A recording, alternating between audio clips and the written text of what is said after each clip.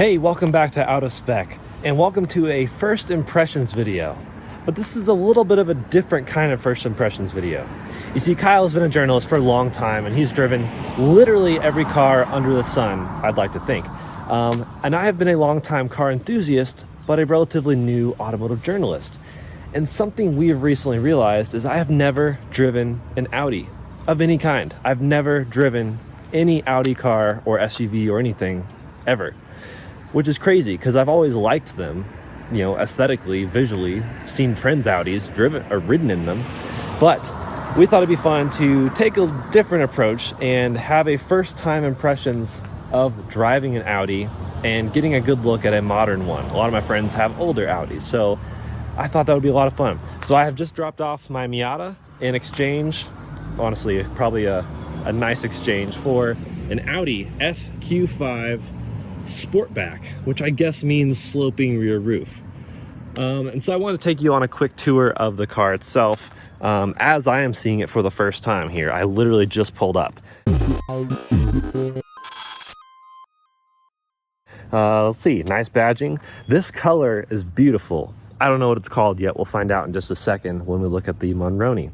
These wheels are very neat. I am a stickler for most manufacturer wheels. I end up hating almost all OEM wheels, but I actually like these. And they're kind of in like a muted silver, not really chrome. Yeah, I like that. Red brake calipers. So this is a sport line. Oh geez, look at the size of those front brakes. That is much bigger than my Miata. In fact, my Miata's front brakes are smaller than these rear brakes on this Audi. Around back here, quad tailpipes. That is cool. A whole nother meaning to the word quattro, I guess you could say. Are they real? No, they're not real. They are completely fake. Let's see, where's the exhaust actually dump out? There. And over there. So at least it's a dual exit exhaust, but man, quad fake tailpipes. Not a huge fan of that.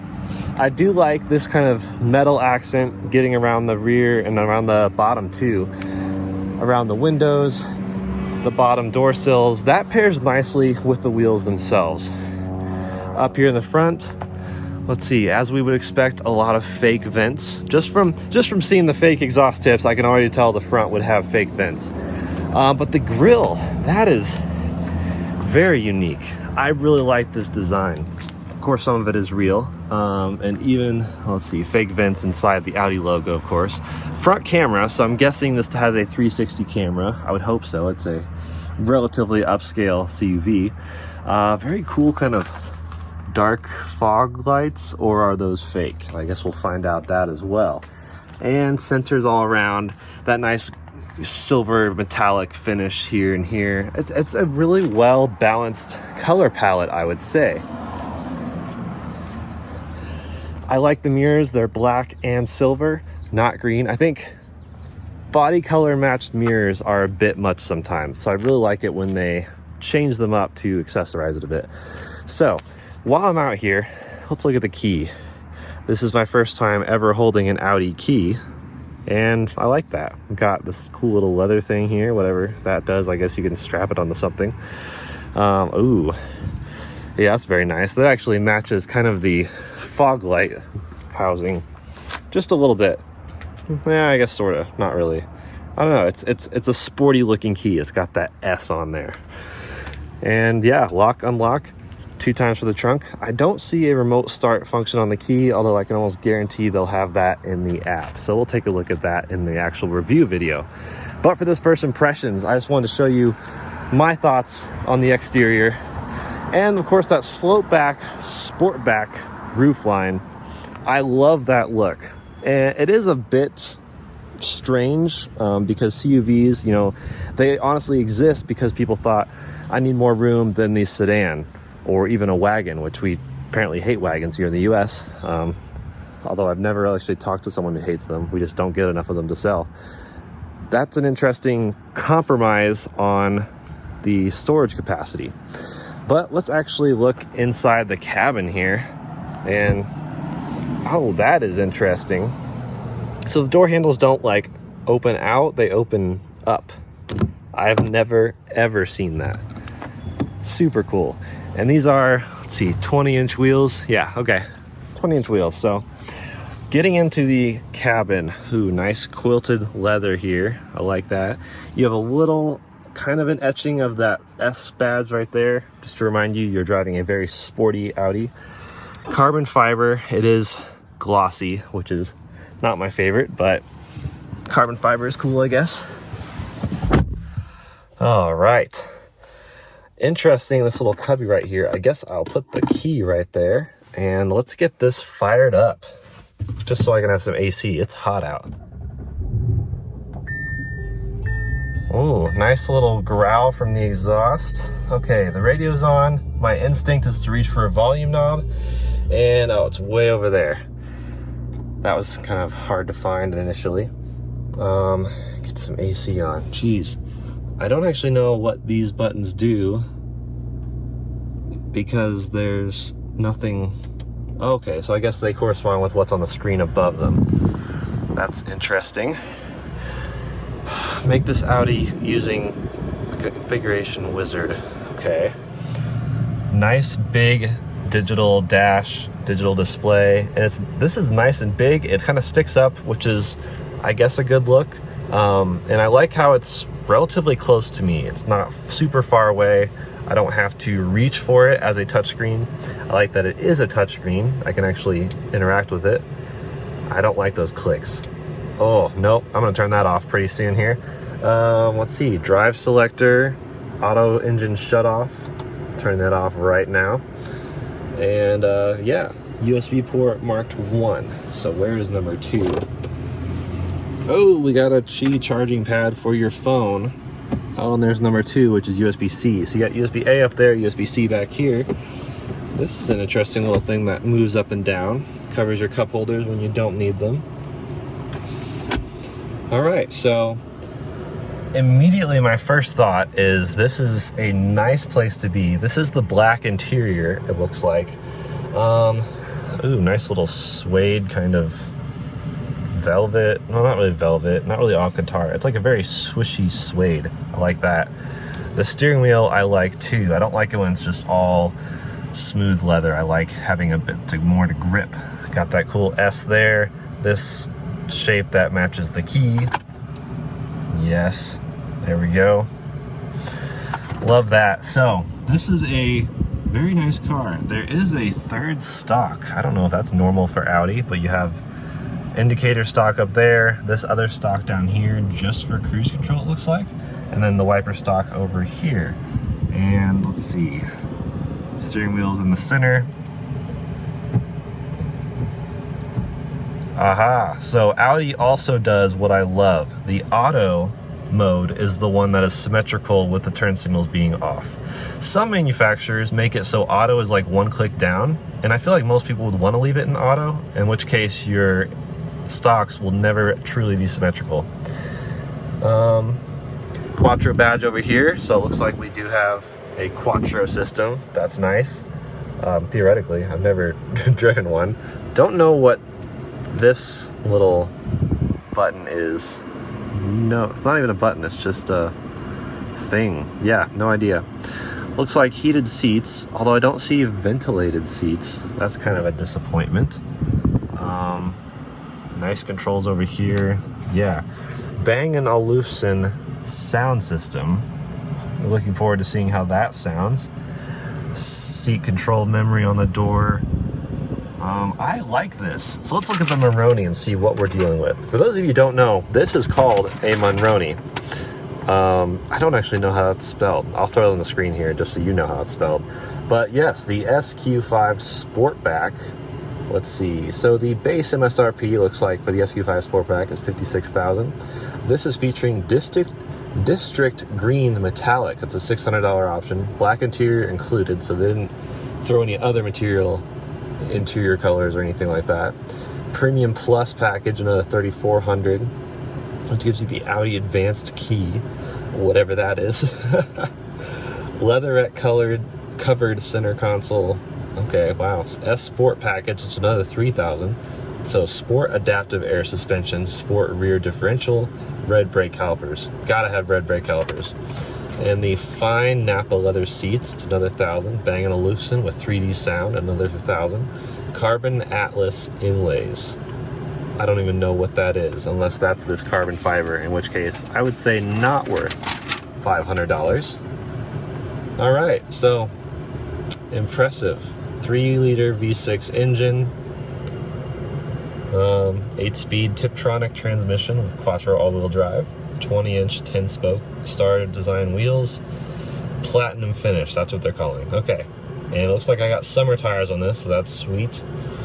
And yeah, so it says 20 miles per gallon, 18 city, 24 highway. I'm actually going to be testing that in another video, so be on the lookout for that, because that's not the best fuel economy, although this is a performance CUV.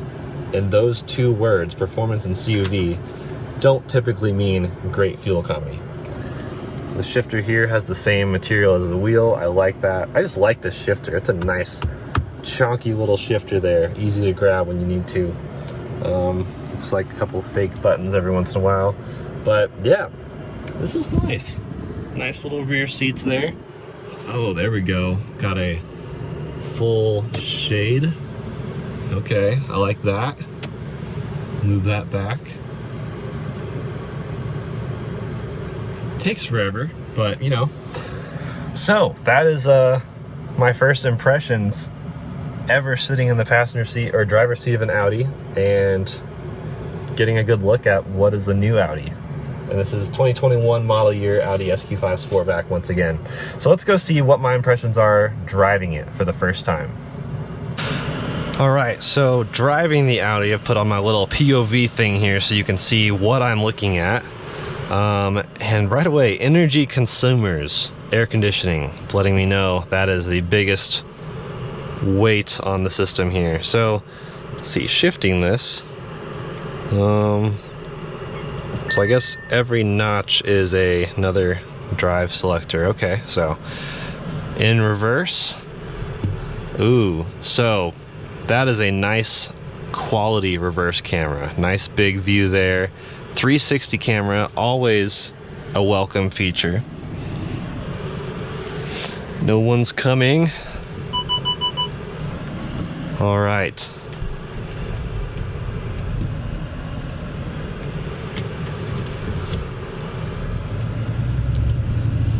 It feels like kind of a big steering wheel, I have to say.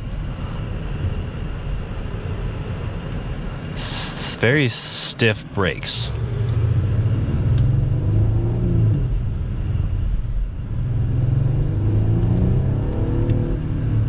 That's a nice little growl from the engine. I like that. So I've got paddles here on the steering wheel so I can shift as needed. M5 is what it switches to over there. So you can cycle through your favorite performance BMW models from that. Let's see. Drive selector. What are we dealing with? Oh, these are really hard to press buttons. That's something Kyle said I would expect, or I should expect, is just how hard it is to press these buttons. Oh, let's see. Jeez, I don't like that at all. Auto, comfort, all road. Oh, and it doesn't let you go individual. Okay. God, they're just so hard to press. All right, now I've got dynamic.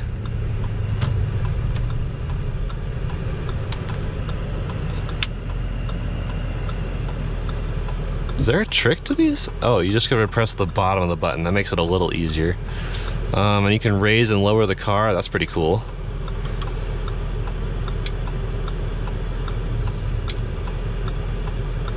Lower. Oh wait, it's raising. How do I tell it to go down?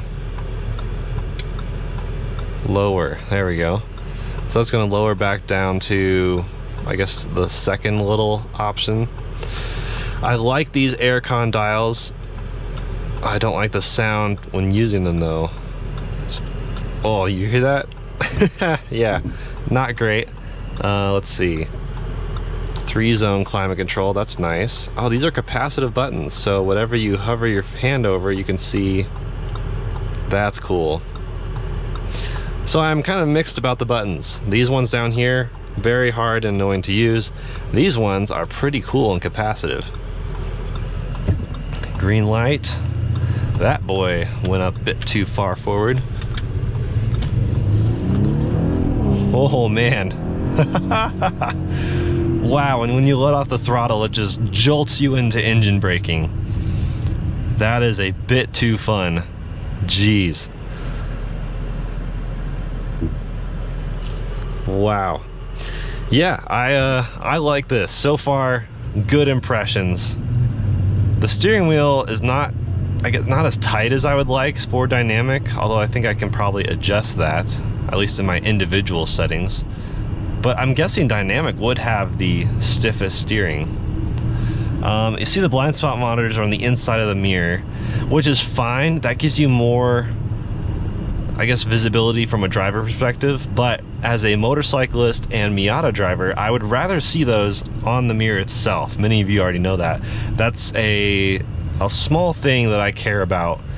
Just as a motorcycle especially, you want to know that the car is seeing you, because even if the person inside the car isn't, as long as the car sees you in the blind spot, that's a good thing. It'll, the car will ding them and let them know. Let's see, drive selector, individual, let's edit that. Drive, sport, suspension, sport, steering, sport, engine sound, present, automatic, or quiet. That's pretty cool. I'm gonna keep that. All right. So I'm guessing it pumps a bit of the engine sound into the cabin itself.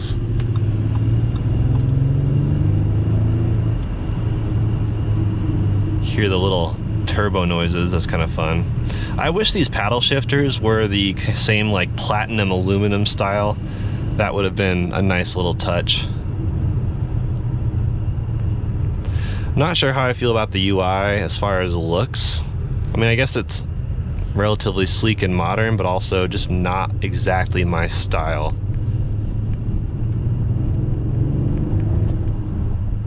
That is way too fun. So something else I noticed is missing is no heads-up display, which I'm somewhat surprised about.